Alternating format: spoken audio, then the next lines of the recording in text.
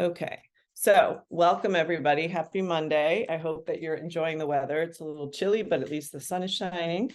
So this is course A in the social emotional learning module. Yes, I see a hand. You can just unmute.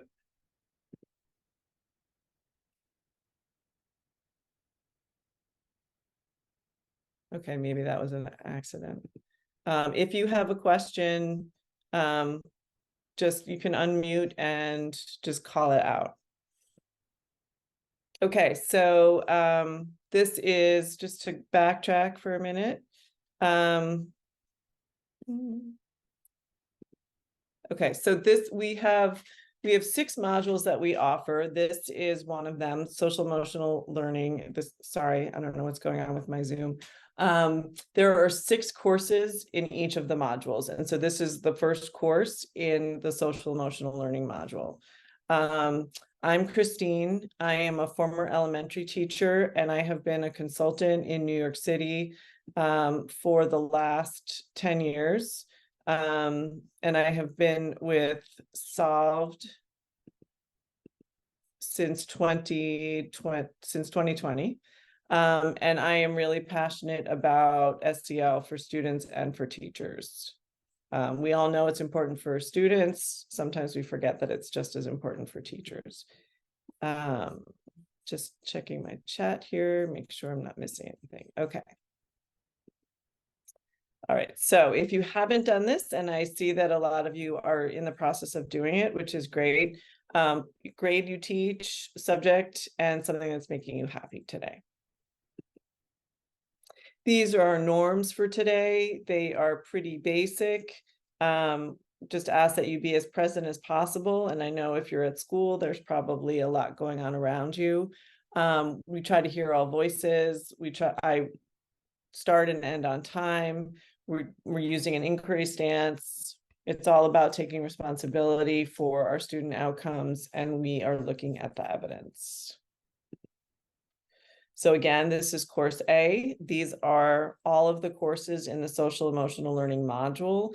They're great to take, and this one in particular is great to take first because it's the introduction, but they're all standalone courses. So if you've taken course D and then you're coming back to course A, it's not a problem. And if you take them in order, that is great too. So it really works either way, whatever works best for you.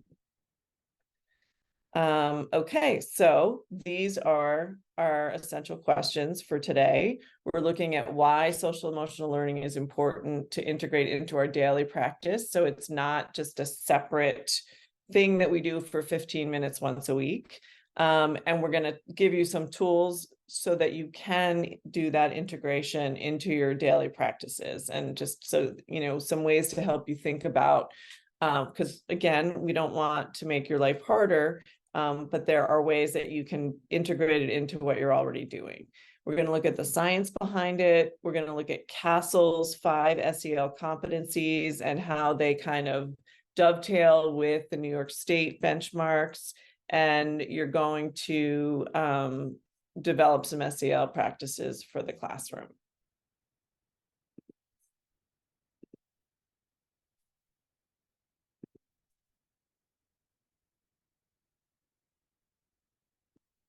And I will give you, at the end, I'm going to give you a link to all of the resources that we look at today so that you can go back and take a look.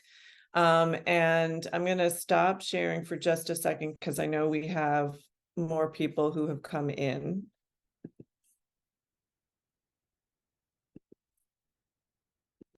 And I will put the link to the note catcher in the chat.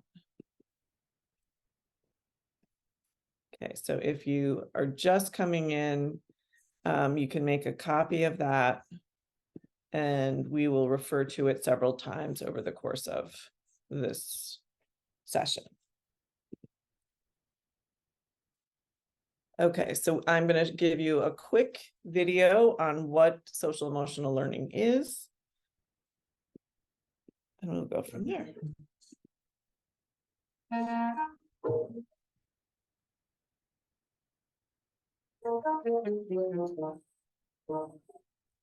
There's a lot of talk these days about SEL, social emotional learning. But what exactly is it? Social emotional learning is the process of learning social and emotional skills, and it's just as important as learning reading or math. This learning process is most effective when it begins early and continues through high school. Social emotional skills are essential for success in school, work, and life. With SEL, students learn to manage their own emotions and behaviors, have empathy and show care and concern for others, solve problems effectively, make responsible decisions, and maintain healthy relationships. Students learn to recognize what's happening inside them and to be aware of their emotions, which helps them deal with strong emotions and impulsive behaviors. It helps them stop, take a breath, and think about a situation before acting. Students learn to identify others' emotions and perspectives, which helps them empathize and show compassion, no matter who they are or what their background is. It's not difficult to imagine how this is important in the classroom and in life. Students learn to solve problems in peaceful ways and communicate assertively about what they need or want. This helps them get along with other students and get the help they need from adults. When students learn to make responsible decisions about their lives and their future, things can turn out better. Research shows social emotional learning makes a difference. Students who participate in SEL do better academically, have improved attitudes and behaviors, and act in delinquent or disruptive ways less often. In the United States, students with strong social emotional competence are twice as likely to earn a college degree and nearly 50% more likely to graduate from high school and have a full-time job by age 25. Just as important, students who are socially and emotionally competent have more friends. This means they're more likely to feel connected to school and do well, and less likely to be left out or bullied. Simply put, by participating in social emotional learning, students learn the skills to succeed in every facet of school and the rest of their lives.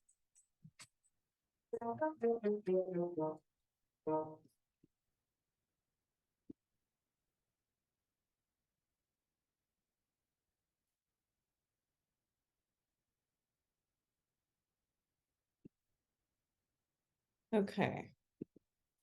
So the question is, why teach SEL?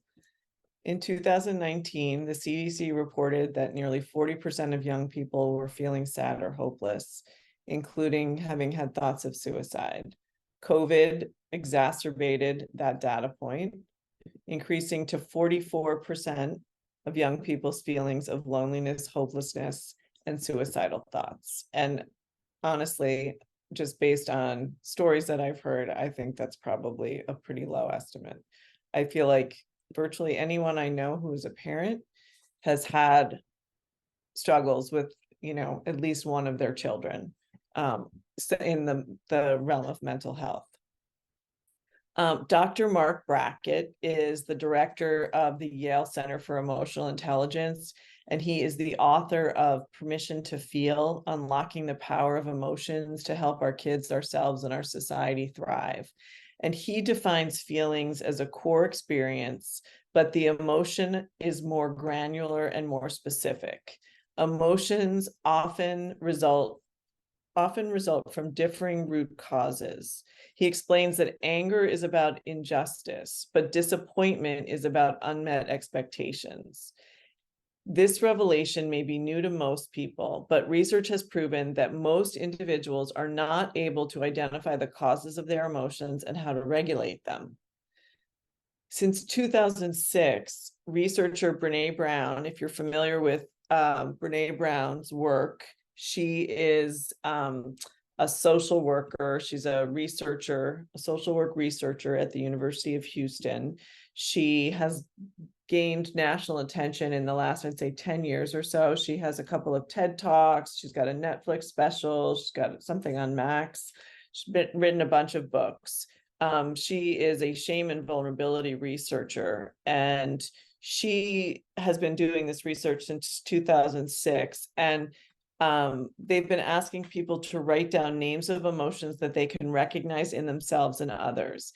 And she was really shocked. I was like just amazed when I heard her say this, that the average number of emotions that people can identify in themselves and others is three emotions: bad, sad, and glad. And we're talking, these are adults that are, are having this reaction to emotions. So her research reflects Mark Brackett's research. And so demonstrating that people are neither in touch with their emotions or properly equipped with the tools to regulate them if they are. And licensed psychotherapist Susan Zinn has observed in her work with adolescents and young students that our culture is becoming more dependent on efficiency and technology, and we are stepping away from placing a value on the art of language. This has limited the language around emotions, Zinn says. The more educated students and adults are about the complexities and the different types of emotions, the better we can regulate our emotional states and have better wellness all around. And one of the things that I think about when I think about all of this is, if you think about the hierarchy of needs, food and shelter are at the bottom, and safety is there as well. And emotions, even though we don't necessarily think of emotions as safety, our nervous systems are triggered when we don't feel emotionally safe. And so we can go into fight, flight, or freeze, which means that our ability to think clearly is significantly compromised. So if a child is not feeling emotionally safe, that's going to impact their ability to learn and interact with their peers. Okay, so your first assignment, your first activity in your note catcher. And if somebody could put the note catcher, the link in the chat, I appreciate it. I saw that someone had done it before, and thank you for that. If someone could do that again for the people that have just logged on. But you're going to open your note catcher, and you're going to take a moment to consider your current relationship with SEL and the role that it plays in your teaching. So you want to mark the response that's closest to your experience and reflect what you notice about your relationship to SEL from your responses. So this is all spelled out in your note catcher. I'm going to stop sharing for a minute because I know at least one person was not able to access the note catcher. Okay, so I'm going to see if I can get it up on the screen. But for those of you who have the note catcher, and I'm going to put it in. Oh, somebody just did, or put it in a few minutes ago. Let me put it in again, because I think we may have some new people. I am going, give me a second, because it's going to take me a minute to find it. But for the rest of you, you can get started, and I will open it in just a second so that you can see it on the screen.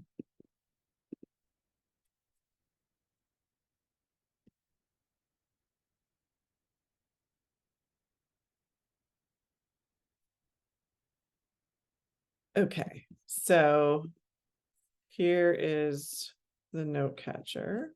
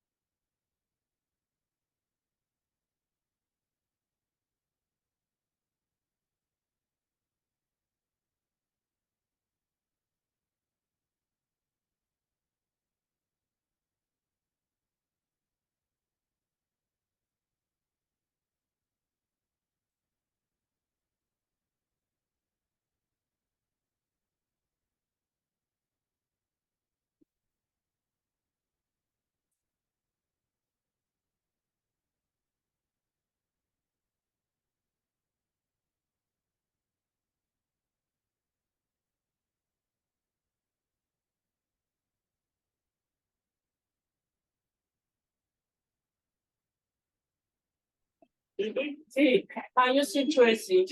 You see how she doing her hair this weekend? Yeah, then she cute. Yeah. She asked.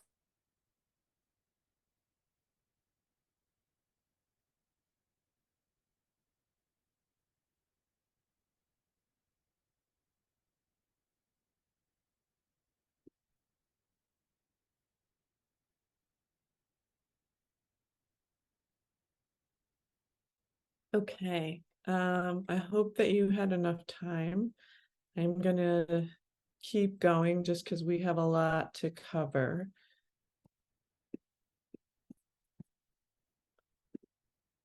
Okay.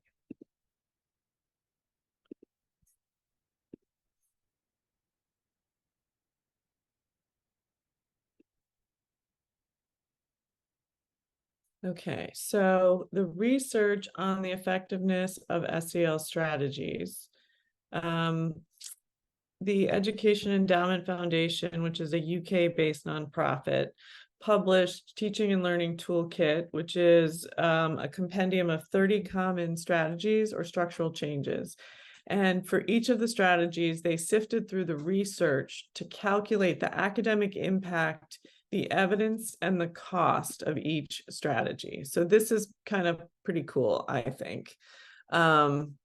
And the link to that article will be in the resources sheet that I'm going to share with you. So this is what they found. For each strategy, they sifted through research, and in most cases, they evaluated hundreds of studies, and they to calculate these three things. The academic impact. So they looked at the number of months of additional months of academic progress made, the evidence that that was true, and then the cost of each strategy. So the top performer was metacognition and self-regulation, which are SEL strategies. So in addition to being explicitly taught as SEL strategies, these skills can be incorporated into regular academic lessons through collaboration, discussion, and respectful debate. So just to be clear, and when we're talking about metacognition, which is a term that we throw around a lot, but I just want to make sure everyone that we're all on the same page with metacognition, which is thinking about thinking. So when a student can identify what is happening in their brain and in their body, for that matter, in reaction to something specific, whether it's a thought process, like as a reader, the tool that I use to figure out the way that the character develops is I look at the character's actions, I look at what the character says. Those are two of the strategies that I have. In math, if I'm solving a problem about percentages, the first step I'm going to take is to create a fraction with, I'm going to botch it, I'm not a math person, but so that can they articulate what they're doing? And if it's around feelings, when so and so said that to me, I felt angry, I thought about blah blah blah. So helping students to be able to slow their brains down so that they understand what's happening inside of them, so that they don't lash out in some way because they're upset or angry or scared and they don't have any other tools to deal with it.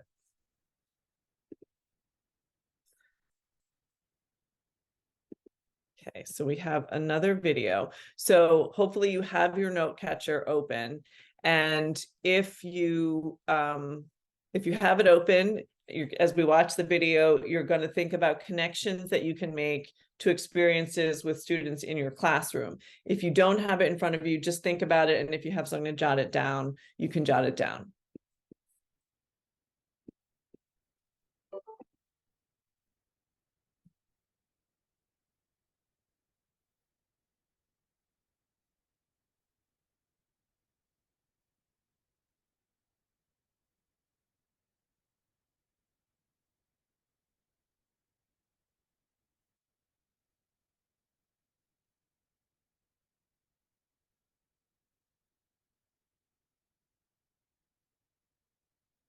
Neurosequential model in education.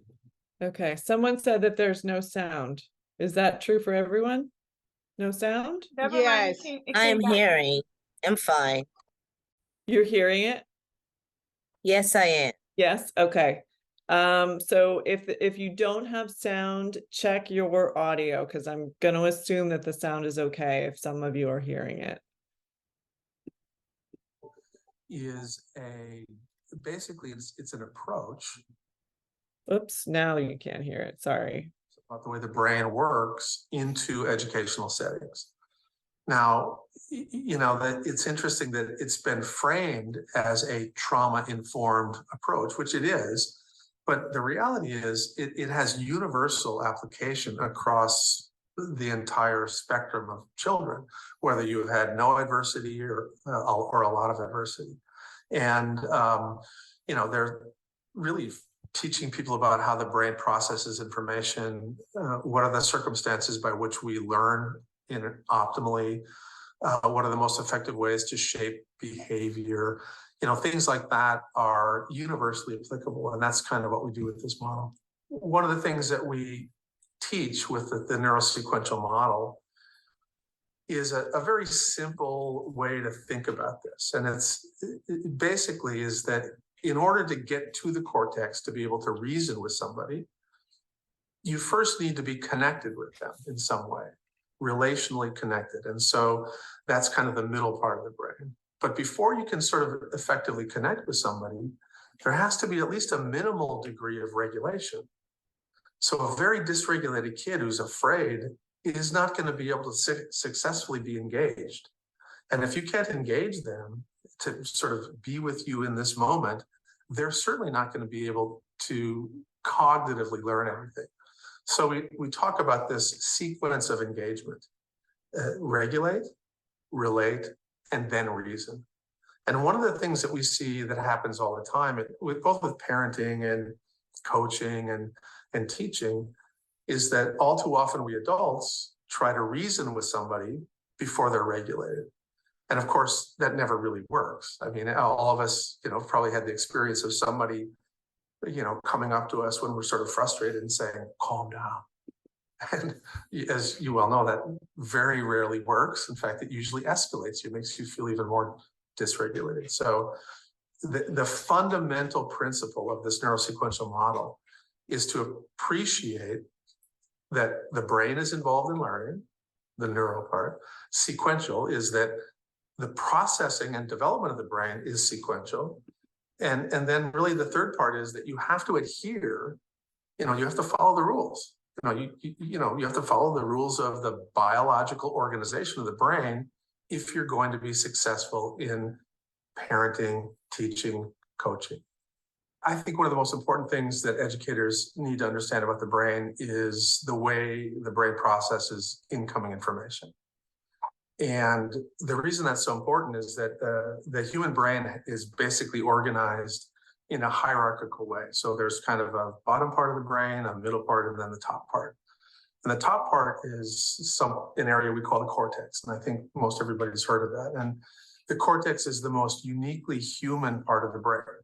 And all of the networks up in the cortex are the systems that help us learn language. They're responsible for sort of autobiographical memory.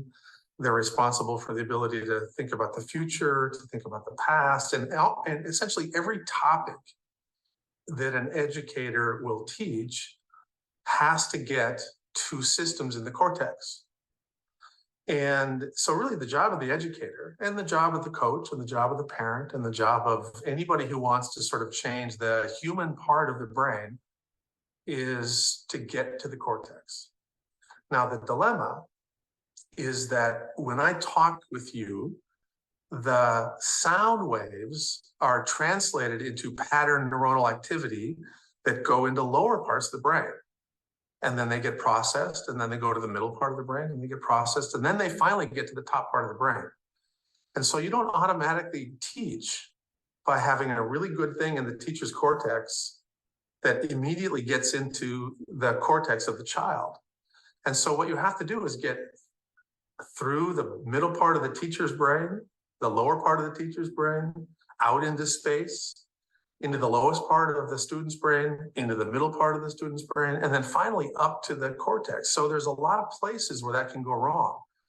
And the reason educators need to understand a little bit about stress, distress, and trauma is that all of those things will interfere with that process in ways sometimes subtle, but sometimes in really extreme ways. You may have a child who comes into the classroom who's very well regulated. Their stress response system is completely normal.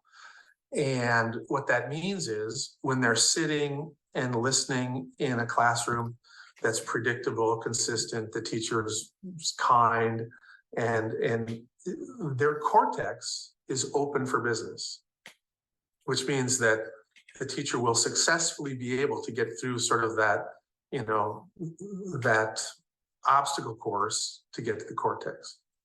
But if somebody has a history of trauma, the stress response system will be abnormally activated. And that will shut down the cortex so that even if you're a really good teacher, the incoming input, the words and the nonverbal cues and all of the things that you use to teach, they're going to get short-circuited on the way to the cortex. And that child will not learn as much.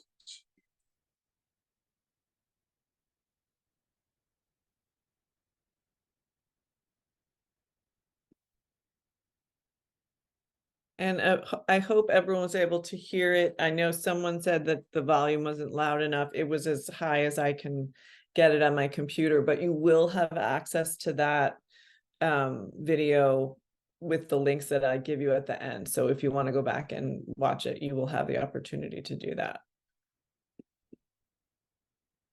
Okay, so these are the, what he was talking about. In terms of the parts of the brain. So the amygdala, which is here, what sometimes is called the reptilian part, the lizard brain, that is the part of the brain that sets off an alarm when you're under stress.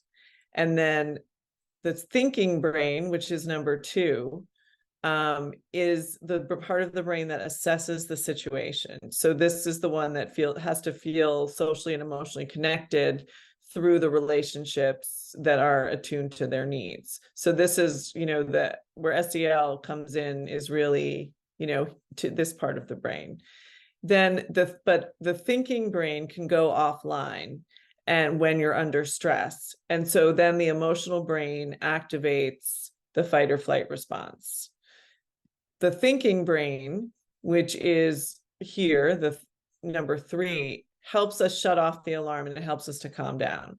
So when an experience is traumatic, when it overwhelms our system for responding to stress, and the emotional brain, when that happens, the emotional brain is going to continue to sound the alarm and send messages to fight or flee, even after the threat has passed. So one of the things that I learned recently about the nervous system is that, and this is sort of an aside, but it may also help you with kids, is that you need to complete the stress cycle. Otherwise, your brain is still kind of on high alert. So you can complete the cycle through movement, through talking, through laughing.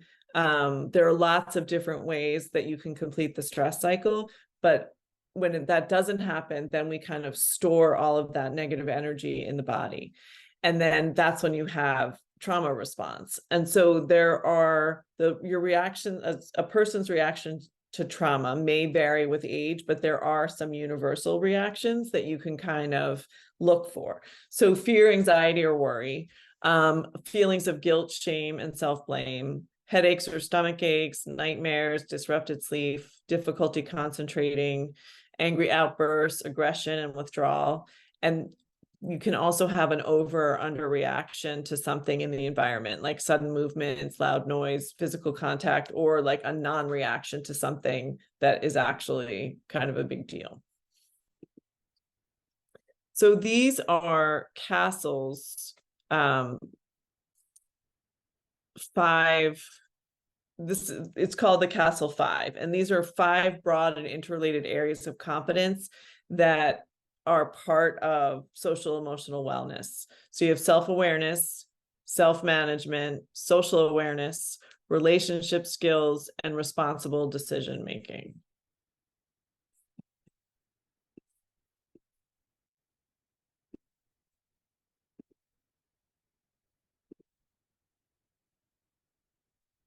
And so this is their chart that kind of shows you where these things are.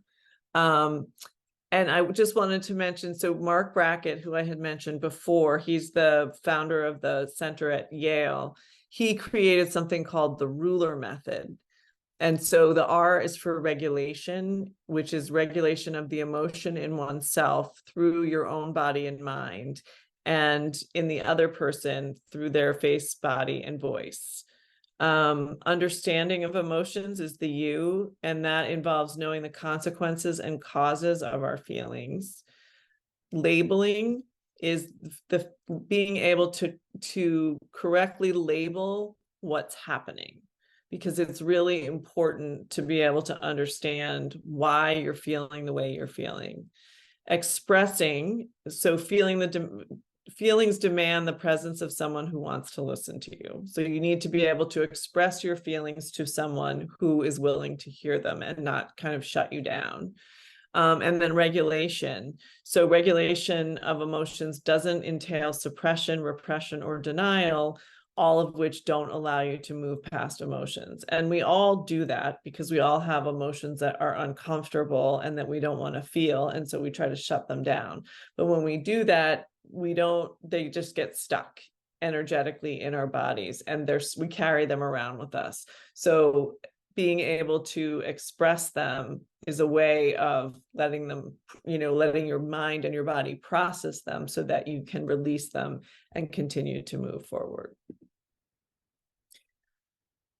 So the Castle Five have been used to establish preschool to high school learning standards and competencies that articulate what students should know and be able to do for academic success, student and civic engagement, health and wellness, and fulfilling careers. And these are, in New York State, this is true as well. Okay, we've got another video on the core competencies. So again, if you can, you're going to go to your note catcher and make some connections to the experiences that you've had with students in your classroom. And if you don't have that note catcher, you can just jot down the notes or kind of, think about it in your mind. You should you don't need a Google account to be able to access. You should be able to make a copy of the note catcher, whether you have a Google account or not.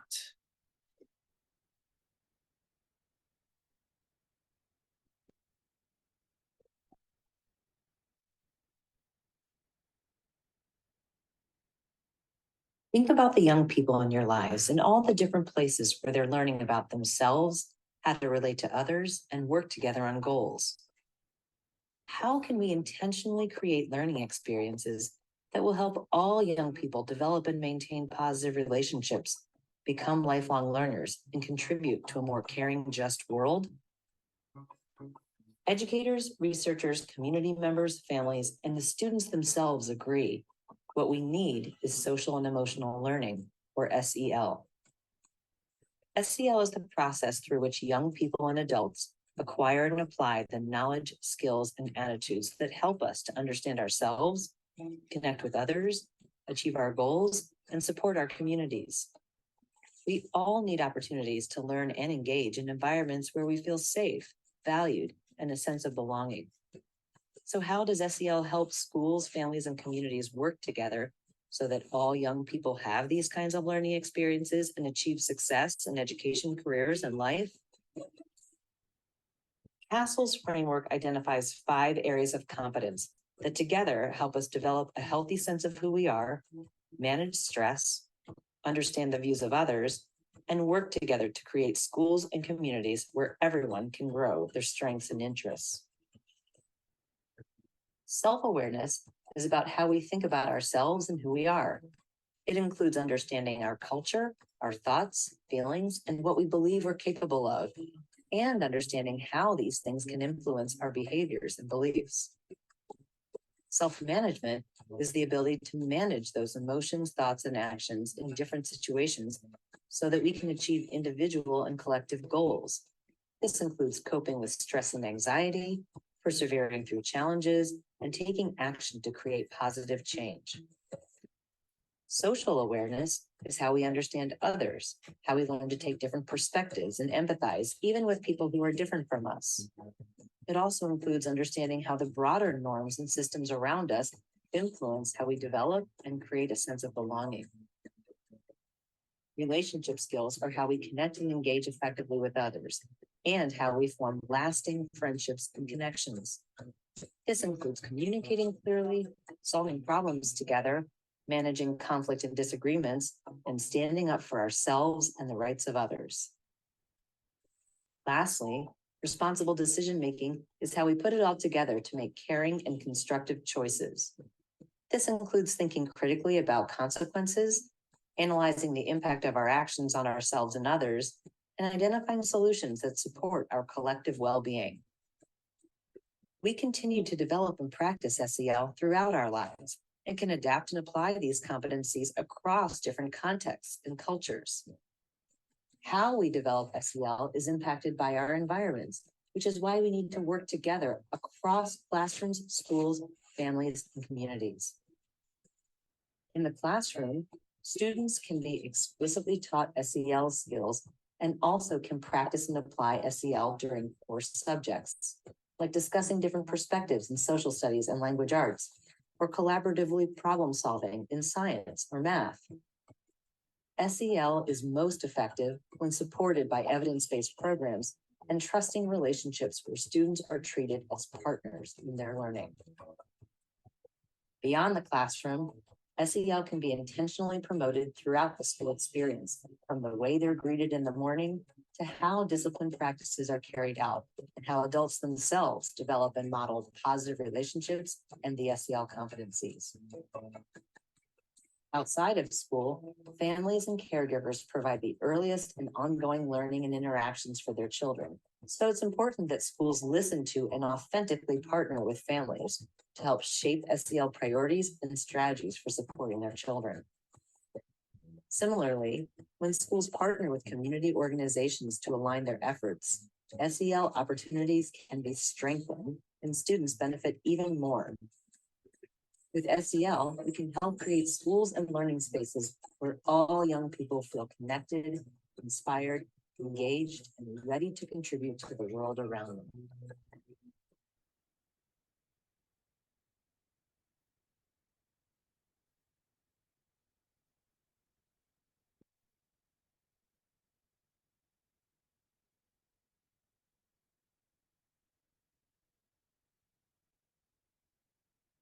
Okay, so the SEL goals for New York State were identified in 2018, and there were 3 goals were identified.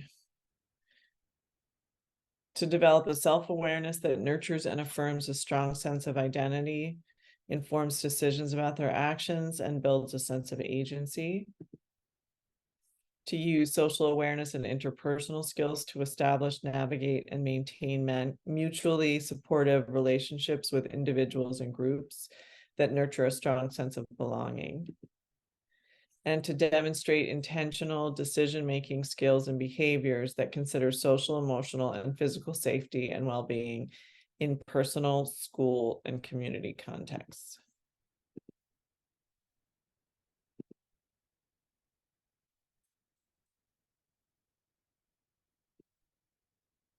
And you can see that the 5 SEL competencies of the Castle 5 align directly with the 3 New York State. So we've got SEL 1 in self-awareness and social and self-management.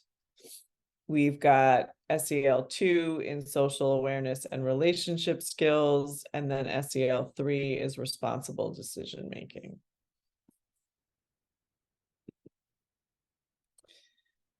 So, but when you think about it, like, this is all great, but then what does that mean in your classroom? And, so SEL is not the 15 or 20 minutes once a week. That's great if there's nothing wrong with that, but it really needs to be integrated into everything that you're doing in your classroom. So you want to be thinking about these three things. So you want to be thinking about creating a supportive classroom climate and a safe community for your students. So that means that you feel like a safe person to them. They know that they can trust you, that they can make a mistake, and it's not going to be, they're not going to be embarrassed or humiliated. They know that they can talk to you about something. They feel comfortable with you as their teacher.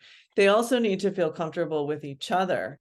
And that, I think, is harder sometimes to create an environment where kids trust each other, particularly like, I see, especially, I'm going to say middle school. I'm in a lot of middle schools where there's a lot of stuff going on outside of the school or outside of the classroom between these children, and then trying to help them to let that go when they walk into the classroom and to develop, trusting relationships where at least they can work together. That is a huge challenge that educators face. Thinking about integrating SEL into your academic instruction so that students have the opportunity to practice the competencies such as relationship skills during academic activities. I'm going to say, and I think that teachers try to do this a lot, where you have students work together in groups, and that's great. But what I see happen, and I know I was absolutely guilty of this as a teacher, we need to provide explicit instruction, even for middle school and high school kids, on what that looks like, because a lot of the time they really don't know. So we need to slow that process down and give them the tools to interact with each other. Because let's face it, there are adults that don't know how to work together. So, but we often expect 13 and 14-year-old kids to be able to do it without really having been given a lot of instruction around it. So when you're setting kids up to work together, you need to think about how much of a foundation you're building so that you can set them up for success. And then again, that kind of segues into this, which is explicitly providing SEL instruction. So how do we talk about the way we treat each other? What is appropriate? No, you don't have to be everybody's best friend, but you do have to treat people with respect. You have to appreciate the fact that there are different viewpoints, there are different cultural expectations, family expectations, religious beliefs, and that, teaching kids that they want their viewpoints to be respected and they need to respect the viewpoints of others. Okay, so the activity number 4 is to open your note catcher again and to choose in your note catcher. So I will put it up on the screen for those of you that don't have it. There are going to be 3 categories: self-awareness and self-management, social awareness and relationship skills, and responsible decision-making. There's going to be information in each of the categories, and you're going to just brainstorm some ideas for your grade level or your school and community around. You're going to pick one of those categories and brainstorm some ideas on how you can implement that in your classroom, your school, or your community. So, okay, I am going to put the note catcher up. Let's see. Here we go. I think, no, number 4.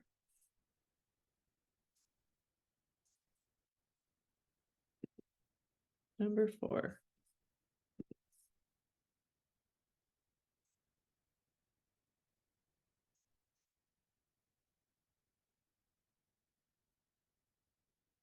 Sorry, I'm confused now. I'm going to say you really need this page to think about these things. These are the descriptions of the 5 elements, and then you want to think about what are some activities that you could come up with in your classroom to support one or more of those. So take a couple of minutes to do that, and then we will move forward.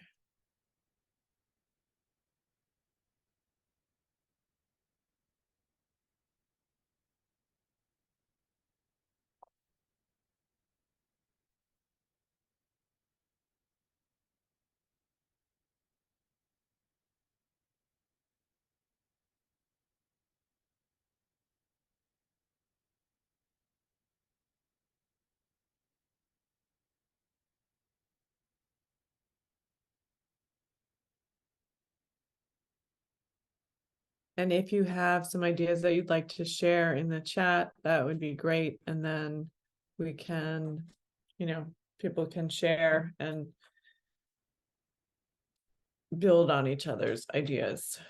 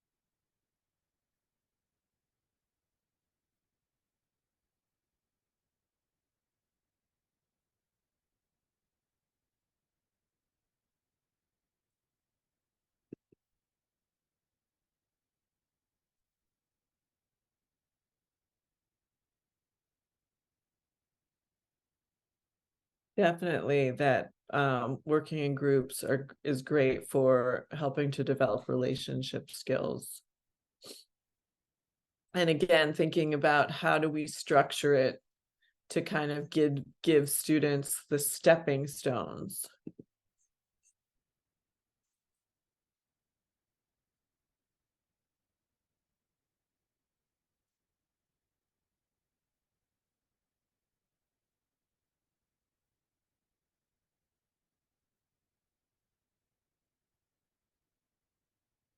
Yeah, I like the self-awareness, self-manage, the magnet board question of the day, the daily check-in. I think that's really important. I've seen a lot of teachers start doing that, especially since COVID, and I think that that's a really effective way of helping students develop a relationship between the teacher and the students, and giving them that feeling of safety and being seen. Yeah, and the emotional chart for 3K and pre-K. Yeah, absolutely. Really getting them to be able to articulate how they're feeling is so important.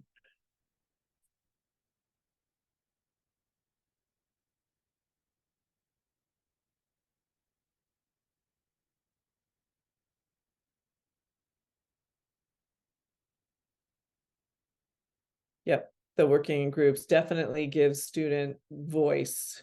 Like the quieter kids may feel more comfortable in smaller groups. But again, it's really important to make sure that it's structured in a way that helps students develop those skills, because they don't automatically develop. It takes some time, and I think it can certainly be messy for a while. You kind of have to have faith that, depending on your class, sometimes it works really well right away, but if you have a class where it doesn't, you kind of have to stick with it, keep the faith, and keep re-emphasizing those skills. Okay, I'm just looking at the time and I want to be able to end on time. So I'm going to continue to move forward, but please keep sharing in the chat if you have ideas. And we're not going to take the time for you to write this down, but in your, in your note catcher, in your mind or somewhere, just think of a goal that you can set for yourself. And it's Monday, so I'm going to say that you can do this week. Something that you can do around social emotional learning in your classroom. It doesn't have to be huge. It can just be a small step like that. The daily check-in, I think is just it's a small but impactful step that you can take. And there's so many different ways that it can be done. Whether it's checking in verbally with kids as they come into the classroom, whether it's Google Classroom or the bulletin board, there are so many different ways that it can be done. So something like, and I feel like that is a fairly easy first step, but it's a big one. Okay, so just to let you know about Solved and all of our offerings. First of all, you will receive a certificate for this class, and you should receive it within 24 to 48 hours of this course. So I would say just to be safe, because there are a lot of people in this course, and I'm going to assume that that's true of the other courses that we're teaching today. So say by end of business on Wednesday, if you have not received a certificate, you should reach out to us, and I will give you the email addresses in a minute. When you do that, make sure that you give us the course name. And sometimes people will reach out and say that they've taken 2 or 3 classes and they haven't gotten the certificates. So if that's true for you, make sure you give us the name of all of the courses. You can sign up here with the QR code for either synchronous courses like this one on Monday afternoons from 2:30 to 3:30, or if asynchronous works better for you, you can sign up for those as well. We offer all of the courses synchronously and asynchronously. So it's all about whatever works for you and your schedule. You can also sign up for these on the Solved website. And if you refer 6 DOE employees to these courses, whether it's synchronous or asynchronous, you will receive a $50 Amazon gift card for your classroom. And there is a survey. I'm going to stop sharing. There is a survey for you to fill out. It just helps us.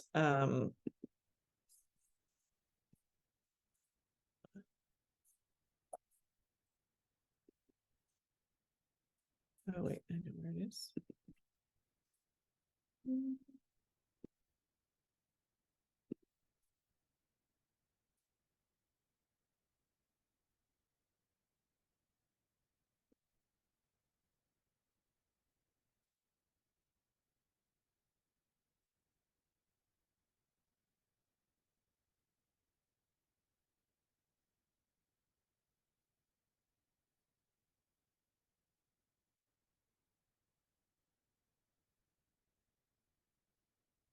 I hope this is the right link. Let me know if you have that doesn't look right. Bear with me.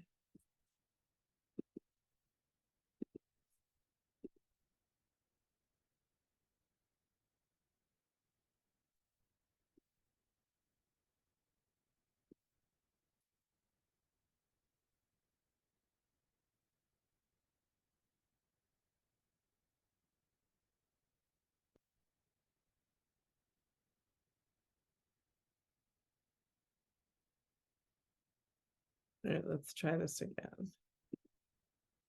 Okay, that is the link.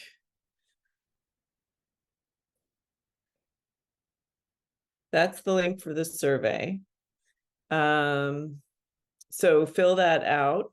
And then I also want to give you the email addresses in case you have an issue with your certificate.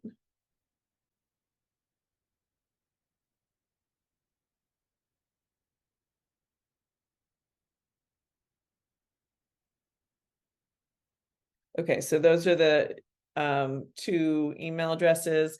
The admin at SEL, they're the people that do the certificates, but I always tell people to CC me on the email as well, and I will just kind of nudge them because we have a lot of participants coming through, and so sometimes they just have a lot going on. And that is it. So I hope that you found this to be informative. I hope that we see you again. I will be teaching the next course in the sequence next Monday. So I am the SEL person, and I go through a 6-week cycle. So I will be here. And if you want to take other courses, we have those as well. So take a look at all of our offerings because we do have a lot. So thank you all for your time. I hope you enjoy the rest of your afternoon, and hopefully we'll see you soon.